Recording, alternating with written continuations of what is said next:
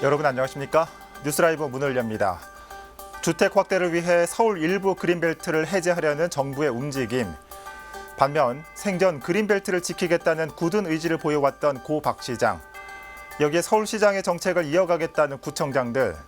하지만 여당 의원까지 해제 움직임을 보이고 있어 한치 앞을 알 수 없는 형국인 가운데 박 시장 사망 이후 서울시의 주요 정책에 변화가 생길지 첫 기로에 섰습니다. 7월 17일 뉴스라이브 지금부터 시작합니다. 오늘의 헤드라인입니다. 잠실과 용산 등 대규모 개발 계획이 발표된 지역에서 부동산 이상 거래가 적발돼 국토부가 정밀 조사에 들어갔습니다. 서울시가 정부의 그린벨트 해제 움직임에 대해 공식적으로 반대 입장을 나타냈습니다. 박 시장 사망 이후에도 해제 없이 온전히 보존한다는 기조입니다. 서대문구의회 의장단 선거 일주일 만에 부의장이 사퇴했습니다. 민주당이 의장단을 모두 차지한 것에 대한 비판 여론이 작용한 것으로 풀이됩니다. 강남을 박진 국회의원이 4차 산업을 통한 지역 성장 포부를 밝혔습니다. 정부의 부동산 정책에 대해서는 비판의 목소리를 냈습니다.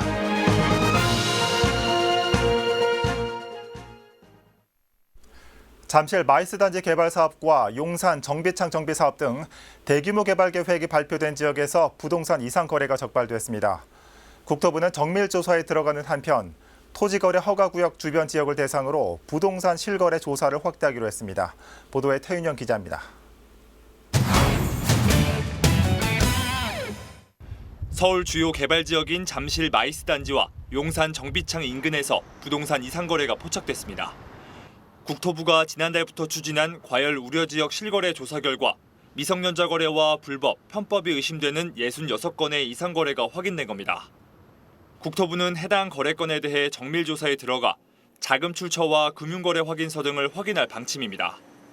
이와는 별도로 토지거래 허가구역 주변 지역을 대상으로 부동산 실거래 조사를 확대하기로 했습니다. 최근 허가구역으로 지정된 강남과 송파 주변 지역에서 집값 상승 등 시장 과열 조짐이 보였기 때문입니다. 대상은 강남구 도곡동과 송파구 신천동으로 대책 발표 이후 주택 매수건을 중심으로 자금 출처에 이상은 없는지 들여다볼 계획입니다. 이 밖에도 광명구와 구리, 김포 등에서 최근 시장 불안이 계속된 점을 감안해 주요 단지를 대상으로 투기 행위와 불법 거래 단속에 나설 방침입니다. 딜라이브 서울 경기 케이블 TV 태윤영입니다. 8년의 정치 공백을 깨고 강남에서 다시 정치를 시작한 강남을 지역구 박진 의원이 딜라이브 국회의원 대담에 출연했습니다. 교통과 더불어 4차 산업을 성장시켜 지역 성장의 발판을 마련하겠다는 포부입니다. 지역배 기자입니다. 종로에서 내리 3선을 한 미래통합당 박진 의원. 강남을 지역을 탈환하며 강남의 남자로 8년 만에 다시 정계에 복귀했습니다. 정치 공백기에 대학 강단에 서며 청년들과 고민을 함께 나눈 경험을 바탕으로 지역 발전의 성장 동력을 교통과 더불어 4차 산업혁명으로 꼽았습니다. 신성장 모델로는 뉴 강남 프로젝트를 제시하며 청소년 인공지능센터와 정보과학도서관, 서울 로봇고 특성화를 바탕으로 한 세곡 디지털 밸리 조성을 추진하겠다고 밝혔습니다. 강남 지역에 있는 벤처 캐피탈 그리고 또 판교 지역에 있는 혁신기술 이것을 융합을 해서 저희 지역에 아주 알맞는 그러한 새로운 첨단 산업기술 클러스터를 만들어서 일자리를 창출하는 그런 계획을 가지고 있습니다. 국회 외교통일위원회 통합당에선 외교안보특위위원장으로 활발한 활동을 이어가고 있는 박진 의원은 최근엔 여야 의원들이 참여하는 미래정책연구회를 만들며 행보를 확대하고 있습니다. 1호 법안으로는 세곡 지역 10년 공공임대주택의 분양전환 논란을 해소할 수 있는 내용을 골자로 한 공공임대주택 특별법 개정안을 대표 발의했습니다. 임차인들의 교섭권을 강화하고 또 이런 분양 전환이 이루어질 때 산정 방식을 변경하는 내용이 들어가 있습니다. 그리고 금융 지원책을 강화하는 이런 커다란 세 가지의 내용이 들어가 있습니다. 6.17, 7.10으로 이어지는 정부의 부동산 대책에 대해선 비판했습니다. 주택 공급 확대와 재개발 재건축 완화, 금융담보대출 지원 확대, 여기에 필요하다면 도심 인근 그린벨트 해제까지 검토해야 한다는 의견입니다. 규제 위주가 아니라 부동산 거래 활성화를 통해서 이 문제를 풀 수 있는 그런 방향으로 정책이 움직일 수 있도록 노력을 하겠습니다. 지역의 주요 현안 문제로는 위례 과천선 역사 신설 문제를 화두로 하는 교통 문제 해결과 기반 시설 확충을 꼽았습니다. 국토교통부와 서울시, 강남구와 긴밀하게 협의를 이어가겠다는 계획입니다. 딜라이브 서울 경기 케이블 TV 지역배입니다. 서울시는 정부가 검토하고 있는 서울 그린벨트 해제 움직임에 대해 공식적으로 반대 입장을 냈습니다. 서울시는 15일 입장문을 통해 미래 자산인 그린벨트를 흔들림 없이 지키겠다며 해제 없이 온전히 보존한다는 것이 서울시의 확고하고 일관된 입장이라고 밝혔습니다. 또한 서울시는 주택시장 안정 보완 대책 마련을 위한 TF와 실무기획단 운영 역시 그린벨트가 제외된 범주 내에서 논의하고 있다고 밝혔습니다. 코로나19 장기화 조짐 속에 치료제 개발도 박차를 가하고 있습니다. 최근에는 미국 제약사 모더나가 백신 개발을 위한 임상실험을 진행하기도 했습니다. 이런 가운데 코로나19 치료제 렘데시비르가 국내 환자 57명에게 공급된 것으로 확인됐습니다. 자세한 내용 취재기자 연결해 살펴보겠습니다. 태윤영 기자. 네, 보도국입니다. 네, 어제 방역당국이 렘데시비르와 혈장치료제 관련해 밝혔다고요? 네, 어제 중앙방역대책본부가 국내 중증 환자 57명에게 렘데시비르를 공급했다고 밝혔습니다. 렘데시비르는 에볼라 치료제 목적으로 개발한 약품인데요. 코로나19 중증 환자의 사망률과 치료 기간을 줄이는 데 효과가 있는 것으로 알려져 있습니다. 지금까지 25개 병원에서 57명의 중증 환자에 대한 치료제를 신청했고 모두 공급이 완료된 상태입니다. 네. 앞서 방역당국은 미국 길리어드 한국지사에 렘데시비르 수입을 요청한 바 있습니다. 모두 5,360명분입니다. 코로나19 혈장 치료제와 관련된 내용도 언급됐습니다. 현재까지 완치자 444명이 혈장 공여를 마쳤다는 내용인데요. 모두 950명의 완치자가 혈장 공여 참여 의사를 밝힌 것으로 나타났습니다. 혈장 치료제는 완치자의 혈액 속에 포함된 항체를 능축해서 사용하는 치료제인 만큼 혈장이 많을수록 만들 수 있는 치료제도 많아집니다. 당국은 혈장 치료제의 연내 개발을 목표로 이르면 오는 9월 임상 실험을 시작할 계획입니다. 네. 자, 오늘 발표된 코로나19 확진자 현황도 짚고 가보죠. 어떻게 됩니까? 네, 질병관리본부는 17일 0시 기준 전국 확진자 수가 전날보다 60명 늘어 누적 확진자 수는 13,672명으로 집계됐다고 밝혔습니다. 해외 유입은 39명, 지역 발생은 21명으로 해외 유입에 따른 감염 사례가 계속되고 있습니다. 이 가운데 지역 발생 서울 신규 확진자 수는 7명으로 지금까지 누적 확진자 수는 1,458명으로 나타났습니다. 지금까지 보도국에서 전해드렸습니다. 네, 태윤영 기자 수고했습니다. 코로나19 발생 상황 살펴봤습니다.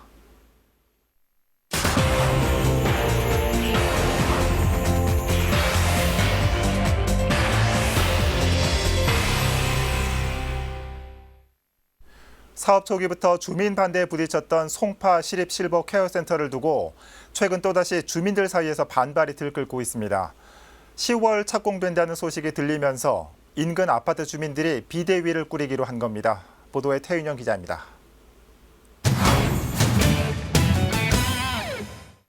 시립 실버케어센터가 추진 중인 송파구 가락동의 한 부지입니다. 실버케어센터는 치매 전담시설이 포함된 요양시설로 지난 2016년 1월 사업이 시작됐습니다. 하지만 사업 초기부터 당시 인근 재건축 아파트 단지 조합원들의 거센 반발이 이어졌고 재건축이 마무리된 현재도 반대 여론은 여전합니다. 그 사람들이 여기 애들도 많은데 돌아다니다가 이제 애들한테 이해를 갈 수도 있고 그리고 이제 이 아파트 단지로도 돌아다닐 거 아니에요, 그죠? 양심이 없는 거지. 자기 그 코앞에 갖다 대는데 좋다는 사람이 어디 있어요? 무슨 시설이든지 공원 내에는 하면 안 돼, 거기는. 특히 최근엔 10월에 착공된다는 소식이 들리면서 건립 반대를 위한 비상대책위원회 구성도 추진되고 있습니다. 한 입주자 대표회의 간부는 입주자 중심으로 구성된 비대위 추진을 위해 주민 의견을 취합하고 있다고 밝혔습니다. 지역 정치권에서도 반대 목소리가 나오고 있습니다. 주민과의 사전협의 없이 서울시가 사업을 진행한 점이 문제라는 겁니다. 실버케어 센터를 건립하기 이전에 그 주민들과의 어떻게 의견을 존중되었는지 하고 그다음에 물어보고 했어야 되는데 그런 과정이 하나도 없었다는 거죠. 서울시는 사업 초기 주민 협의 절차가 부족했다는 것은 인정했습니다. 그러면서 10월 착공과 관련해 정해진 건 없다며 앞으로 주민과 소통을 거쳐 착공 계획을 세우겠다고 밝혔습니다. 서울 시민이면 누구나 들어오는 시설이지만 이쪽 주민한테 우선 입소 검토하겠다. 또 해당 시설은 일반 요양시설의 일부 치매 전담 시설이 들어서는 것일 뿐 중증 치매 어르신만을 위한 요양시설은 아니라고 강조했습니다. 88명의 입소 정원 가운데 20명 내외가 치매 전담 시설에서 생활할 것이라고도 덧붙였습니다. 딜라이브 서울 경기 케이블 TV 태윤영입니다. 앞서 보신 것처럼 실버케어 센터 사업 추진은 녹록지 않은 게 현실입니다. 기피 시설로 바라보는 부정적 시각 때문인데 당장 나와 내 가족이 쓸 시설이라는 인식 전환도 절실합니다. 계속해서 천서연 기자입니다. 현재 서울시가 계획하고 있는 실버케어 센터 건립지는 6곳 정도. 송파구를 비롯해 마포구와 서대문구, 광진구와 강동구, 동대문구 등입니다. 인구 고령화에 따른 어르신 급증으로 요양시설 수요가 지속적으로 증가하고 있다는 판단에서입니다. 지금 준비 안 하면은 나중에 해가족화되면서 그런 분들은 어떻게 보면 방치되는 경우가 생긴단 말이에요. 하지만 사업 추진이 쉽지만은 않은 상황입니다. 요양시설이다 보니 일부 주민들의 반대가 있기 때문 사업 취지에는 공감하지만 시설이 내 집 주변에 들어오는 걸 꺼리고 있는 겁니다. 실제 송파구의 경우 이러한 이유로 2016년 초에 계획된 사업임에도 아직 착공조차 하지 못했고 강동구와 서대문구, 광진구 등에서도 크고 작은 잡음이 이어지고 있습니다. 동대문구는 수차례에 걸친 주민 설득 끝에 겨우 착공에 들어간 상태입니다. 지역 주민들이 기본적으로 건립해야 된다는 거는 다 알고는 계세요. 근데 그냥 그게 선입견이라고 해야 되나? 인식의 차이 때문에 건립해야 되는 건 인정하시면서 자기 집 앞에 하지 마라 이거잖아요. 하지만 전문가들은 시각을 달리할 필요가 있다고 조언합니다. 자기 자신은 물론 가족들이 이용하게 될 시설이라는 것입니다. 인구 고령화에 따른 필수적인 시설이며 오히려 병원과 같은 생활 인프라로 봐야 한다는 의견입니다. 노인 부양 부담을 개인이나 가족이 질 수가 없잖아요. 그래서 이제 사회에서 같이 그런 공동 부담을 해줘야 되기 때문에 이제 그런 보조적으로 사회가 그런 시설들을 만들어서 돌볼 수밖에 없거든요. 한편 서울시는 일부 주민들의 반대 여론에도 불구하고 지속적인 협의로 사업을 끌고 간다는 계획입니다. 서울에서 운영되고 있는 공립요양시설은 전체 33곳으로 시설에 들어가려고 기다리고 있는 대기 인원은 지난해 말 기준 10,000명이 넘어가고 있는 실정이기 때문입니다. 딜라이브 서울경기 케이블 TV 천서연입니다.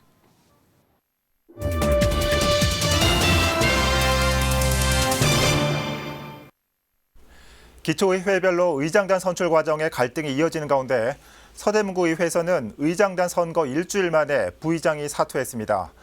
민주당이 의장단 5석을 모두 차지한 것을 두고 내홍이 깊어지자 뒤늦게 부의장직을 내놓는 촌극이 벌어진 겁니다. 자세한 내용 전해드립니다. 유경선 의원이 일주일 만에 부의장직에서 사퇴했습니다. 당선 이후 기쁨보다는 안타까움이 컸다던 유 의원은 고민 끝에 자리를 내놓기로 했다고 밝혔습니다. 일주일 전 2번의 재투표 끝에 한 표 차이로 부의장에 당선됐던 유경선 의원. 하지만 당초 부의장 자리에 다른 의원이 내정돼 있던 것으로 알려지면서 논란이 시작됐습니다. 여기에 의장과 부의장, 그리고 상임위원장 3석까지 모두 민주당이 차지하면서 의원들 간의 내홍이 깊어진 것. 15명의 의원 가운데 민주당 의원이 10명인 상황이지만 일방적인 여당의 독주를 비판하는 목소리가 커졌기 때문입니다. 결국 유경선 의원은 의회 화합을 이유로 부의장직을 내놓았습니다. 여론을 의식한 것으로 풀이됩니다. 제가 뭘 할 수 있을까 깊이 고민한 끝에 무거운 책임감을 가지고 사임을 결심했습니다. 제가 이러한 결정을 한 것은 우선 견제와 감시라는 구회의 제일 중요한 기능이 제대로 작동하길 바라는 마음이 첫 번째입니다. 유경선 의원의 사퇴로 바로 재선거가 진행됐습니다. 투표 결과 통합당 이경선 의원이 부의장에 당선됐습니다. 당초 내정됐다가 고배를 마셨던 이경선 의원은 어렵게 부의장을 맡게 된 만큼 의회를 위해 최선을 다하겠다고 소감을 전했습니다. 먼저 이 자리까지 설 수 있게 어떤 큰 결단 내려주신 우리 유경선 부의장님께 거듭 감사하고 미안하다는 말씀 드리고 싶습니다. 유경선 부의장님 말씀대로 큰 틀의 협치로 잘 하반기를 이끌도록 하겠습니다. 자리 욕심으로 벌어진 의원들 간의 내홍을 걷어내고 의회가 어떤 모습을 보여줄지 이목이 집중되고 있습니다. 딜라이브 서울 경기 케이블 TV 박용입니다. 노원구의회도 후반기를 이끌 의장단과 상임위원장 선출을 마무리지었습니다. 이곳은 여야 원만한 합의로 큰 마찰 없이 원구성을 마쳤습니다. 박선아 기자의 보도입니다. 노원구 의회 역사상 두 번째 여성 의장이 취임했습니다. 주인공은 노원갑을 지역구로 둔 더불어민주당 최윤남 의원. 최윤남 의장은 지난 상반기 노원구 의회 더불어민주당 원내대표를 지냈습니다. 최 의장은 취임 일성으로 소통과 협치를 강조했습니다. 후반기 의회의 성과 목표는 협치입니다. 집행부의 의사결정 과정에 의회가 참여하고 서로 끊임없이 소통해 더 좋은 성과를 낼 수 있도록 협조해 주시기 바랍니다. 부의장은 미래통합당 변석주 의원이 맡게 됐습니다. 변석주 부의장은 책임감이 무겁다며 의원과 의장단 사이에서 가교 역할을 하겠다고 밝혔습니다. 내석의 상임위원장 자리는 민주당 3석, 통합당은 1석을 차지했습니다. 운영위원장은 민주당 안복동 의원이 맡게 됐고 행정재경위원장은 민주당 차미중 의원이, 도시환경위원장은 비례대표인 같은 당 김선희 의원이 맡았습니다. 눈길을 끈 부분은 보건복지위원장 선출. 미래통합당 소속 김태권, 신동원 임시호 의원이 보건복지위원장을 두고 경쟁을 펼친 것입니다. 재투표까지 가는 우여곡절 끝에 임시호 의원이 후반기 보건복지위원장으로 선출됐습니다. 후반기 의회가 선거하고 그리고 복지위원을 나아가 국민의 삶의 질을 보장하며 모두 행복하고 내일이 기대된 노원을 만드는데 우리 의원님들과 함께 최선을 다하겠습니다. 후반기 원구성을 마친 노원구 의회는 이달 말까지 숨고르기에 들어간 후 다음 달부터 본격적인 의정 활동에 돌입합니다. 딜라이브 서울 경기 케이블 TV 박선아입니다. 금천구 의회 역시 별다른 잡음 없이 후반기 의장단 구성을 마무리했습니다. 의장에는 백승건 의원이 선출됐는데 지방의회의 기본 역할의 중요성을 강조한 백신임 의장을 엄종규 기자가 만나봤습니다. 지역 주민들의 대의 기관으로서 지방 정부에 대한 감시와 견제 기능, 교과서에 나올 법한 의회의 가장 기본적인 기능의 중요성을 백승권 의장은 다시 한번 강조했습니다. 저희 선출직들이 물론 뭐 다 기초위원들이라 당의 눈치를 볼 수는 있지만은 그래도 주민들 눈높이에 맞춰서 저희가 견제기구로서의 역할을 충실히 하고 있다. 그런 금천구회로 인정받도록 그렇게 할 생각입니다. 의회 운영 방향에 대해서는 자율성을 강조했습니다. 그동안 이어온 제왕적 의장의 모습을 벗고 그 권한을 의원 개인과 상임위에 넘겨 좀 더 적극적인 의정 활동을 유도하겠다는 겁니다. 물론 위원장님도 계시고 역할들이 분명히 분리돼 있어야 되는데도 불구하고 모든 거를 다 의장이 결정을 하는 그렇게 흘러가고 있더라고요. 그래서 그런 부분에 대해서는 그 뭐 업무의 분업이라 그럴까요? 자기 할 일을 좀 분배해서 각자 해야지 그 자리에서 또 효과도 나올 수 있고. 아울러 지키지 못할 거창한 공약보다는 작은 것 하나하나 주민과의 약속을 지키겠다는 백승권 의장. 인터뷰의 시작과 마찬가지로 기본을 강조하며 이야기를 마무리했습니다.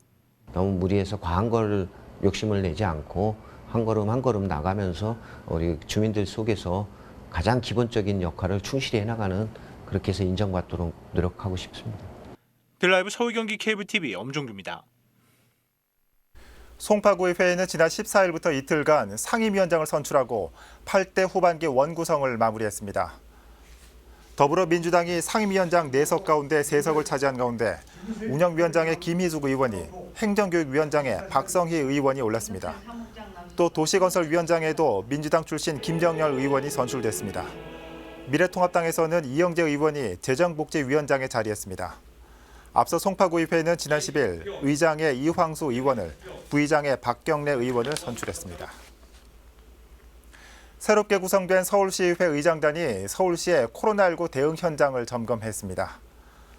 김인호 의장을 비롯한 의장단과 상임위원장, 교섭단체 대표 의원 등으로 구성된 현장 방문단은 서울시 재난안전대책본부와 남산생활치료센터, 그리고 용산구 선별진료소를 방문해 관계자를 위로하고 의견을 청취했습니다.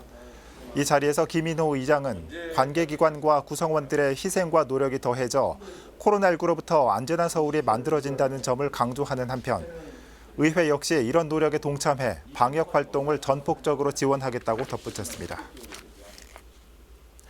65억 원 규모의 송파 사랑 상품권이 추가로 발행됩니다. 송파구는 지난 4월과 5월 발행한 송파 사랑 상품권이 완판돼 3차 발행을 진행한다고 밝혔습니다. 이번 3차 발행은 오늘 오전 10시부터 시작됐고 7%의 할인율이 적용됩니다. 구매 한도는 이달까지 1인당 월 100만 원이지만 다음 달부터는 70만 원으로 하향됩니다. 상품권 구매는 스마트폰 간편 결제 앱을 통해 가능합니다.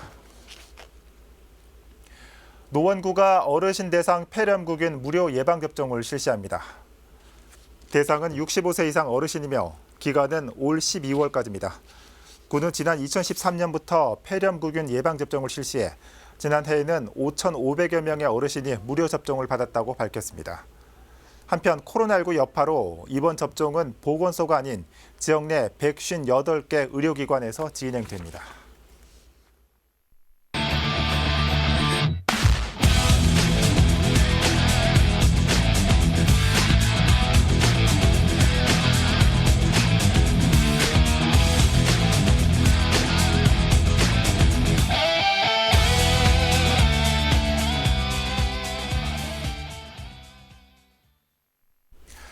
이번 주말 내일은 맑겠지만 일요일은 비가 내리겠습니다. 편안한 주말 보내시길 바랍니다. 뉴스라이브 마칩니다. 시청해 주셔서 고맙습니다.